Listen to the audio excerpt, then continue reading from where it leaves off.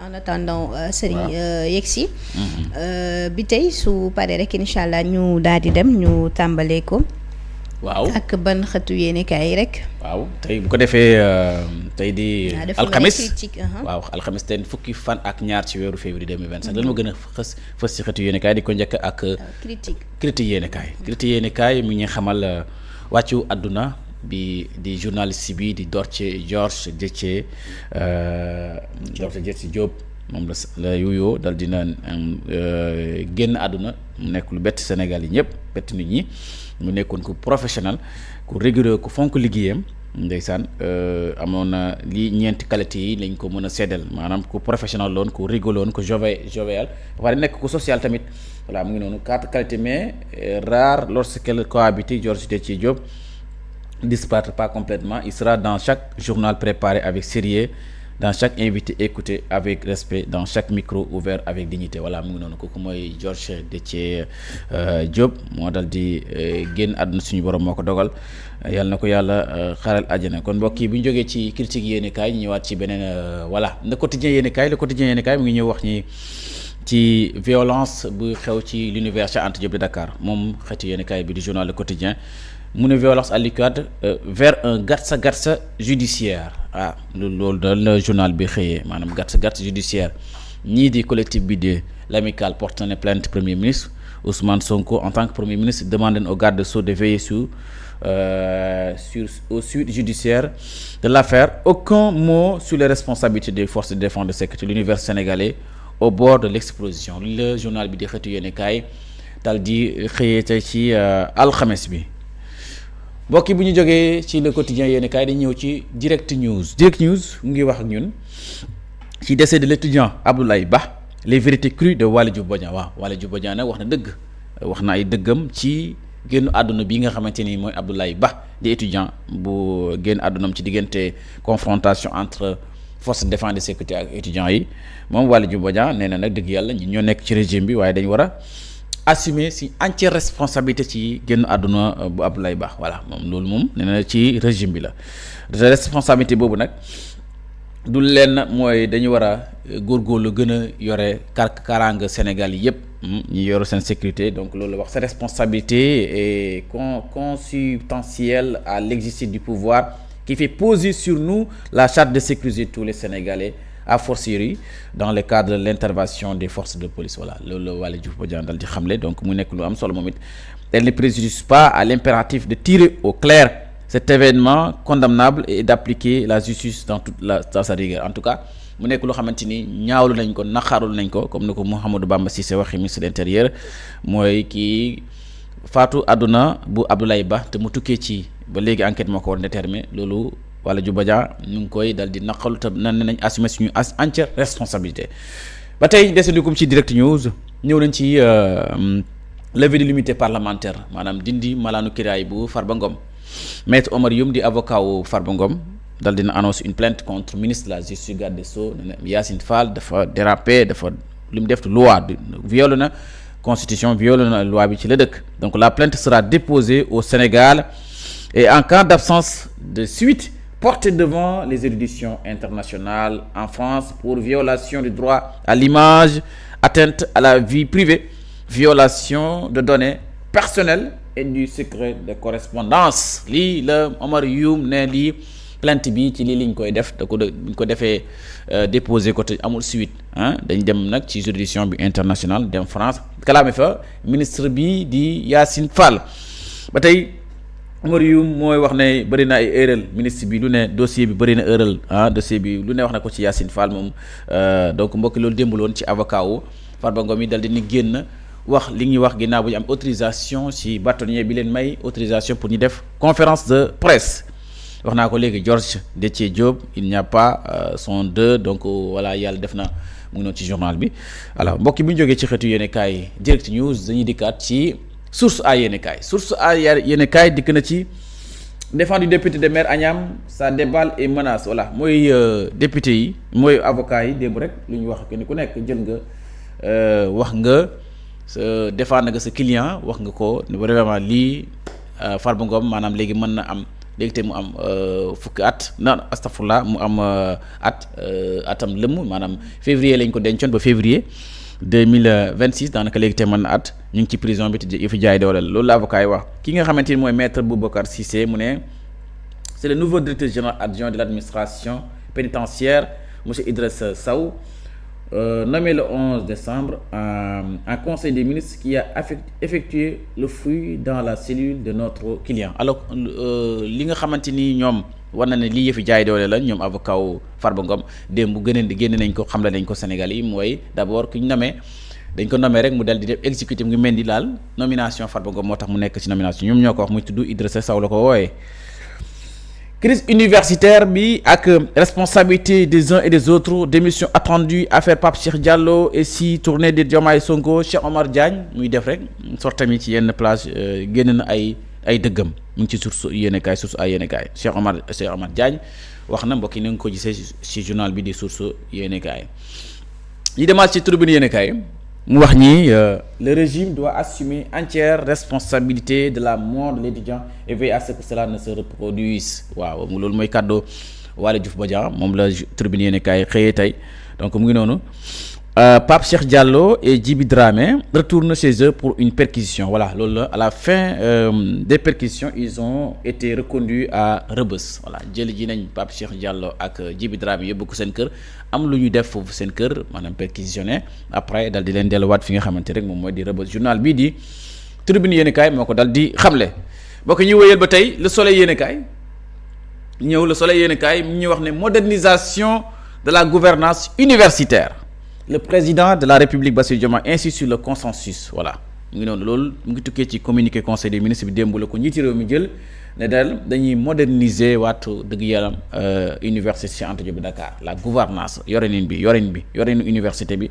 dañ koy moderniser hier en conseil des ministres le chef de l'État s'est incliné devant la mémoire de l'étudiant Abdoulaye Ba et a présenté les condoléances de la nation à sa famille donc mu ngi noonu njiiti réew mi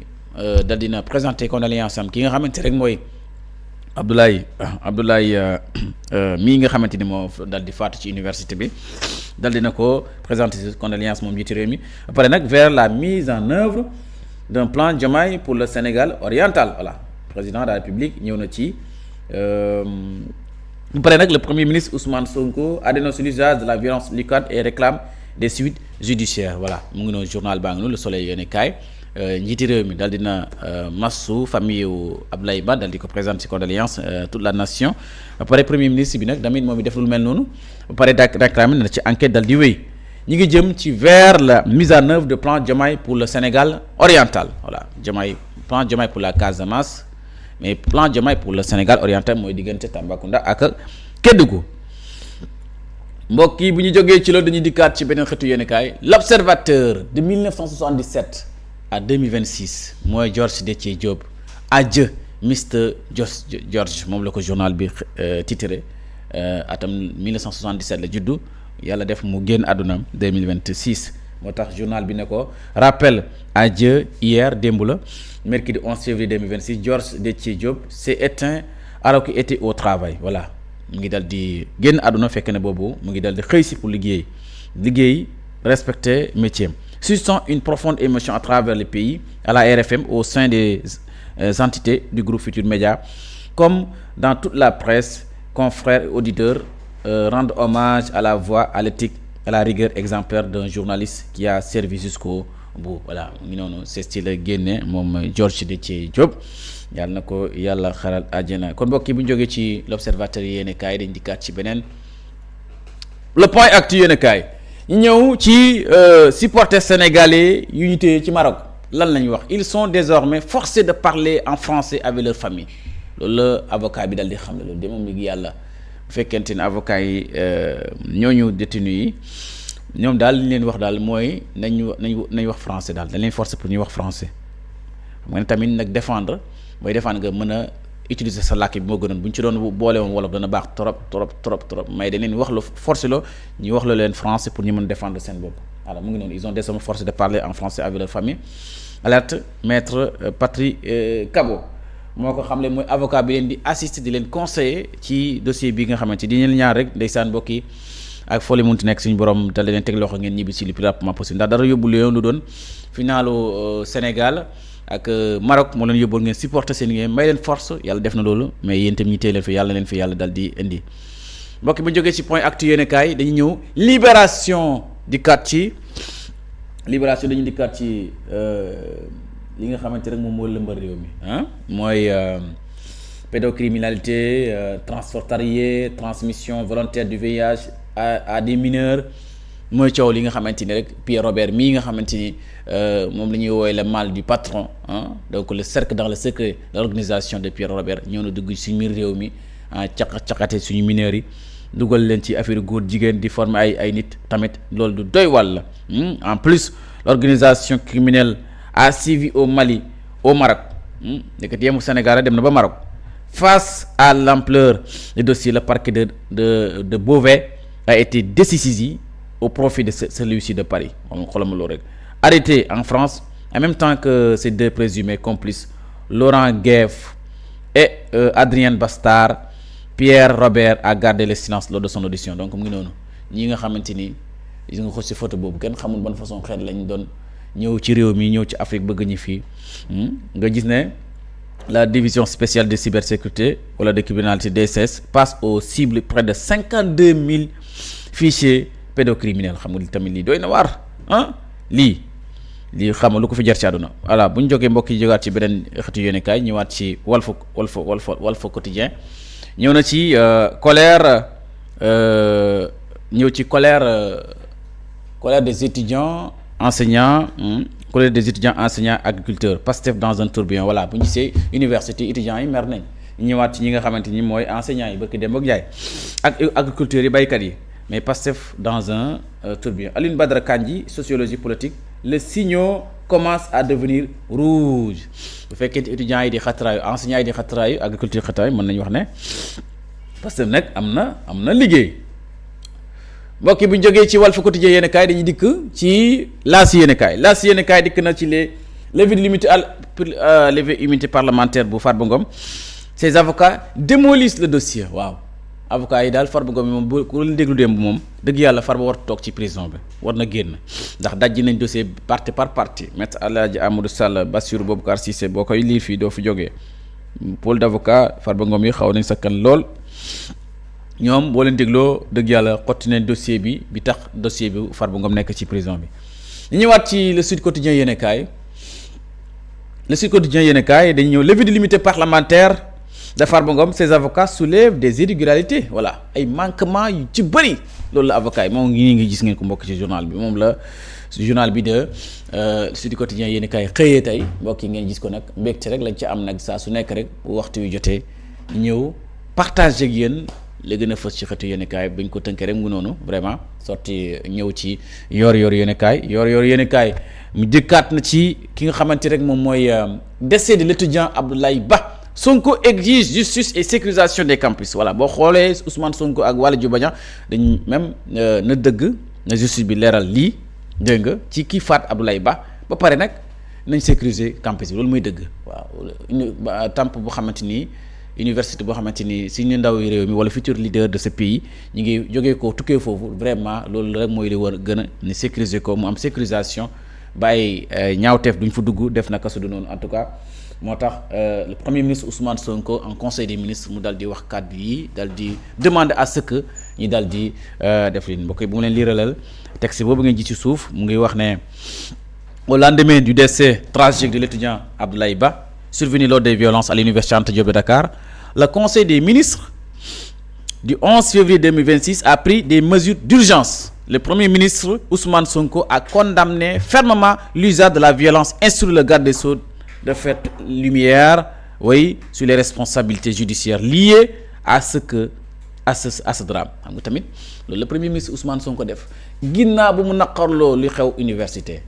ñaawloo yi tamit faatu génn àdduna Abdoulaye Ba jox na instruction ministre de la justice garde des Sceaux à ce que li ñuy leeral ko li ñuy leeral mooy ñaawteef yooyu def université beneen bi li tax ba kooku Abdoulaye Ba moomu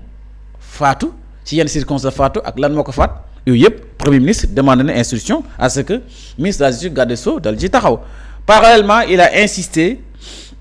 sur la sécurisation immédiat de tous les campus et la poursuite des réformes structurelles de l'enseignement supérieur voilà nga xool ne premier ministre Ousmane Sonko lu mu demandé mooy ñu sécuriser campus bi ci domaine bi yëpp na nañ sécuriser campus bi ba pare ñu wëyal réforme yi ñu war na dañ koy réformer ci l'enseignement supérieur tamit loolu it am na solo afin de restaurer la confiance, protéger les étudiants et garantir la continuité académique dans un climat apaisé lii li premier ministre Ousmane Sonko woote daal di lii bu ñu ko defee sécuriser ko ñu may permettre université bi di wëyal ñu protéger suñu étudiants yi ndax mooy suñu ndaw yi pour que dëgg yàlla njàng mi continuer ci climat bu dal di dal. Cette situation, cette réaction illustre la volonté de l'exécutif de prévenir toute escalade sociale et de placer la sécurité et la modernisation des universités au cœur de l'agenda national da ngay gis ne premier ministre Ousmane Sonko ñaari instruction la joxe mooy ministre bu ñu sécurisation des campus ki war a sécuriser mooy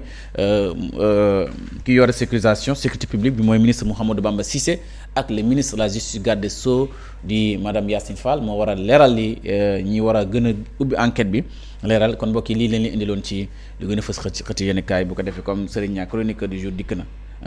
nuyu naa la siyaare naa la. jërëjëf mi ngi noonu mu nekkoon revue des titres ñu doon ci ànd ak Elmat rek di ko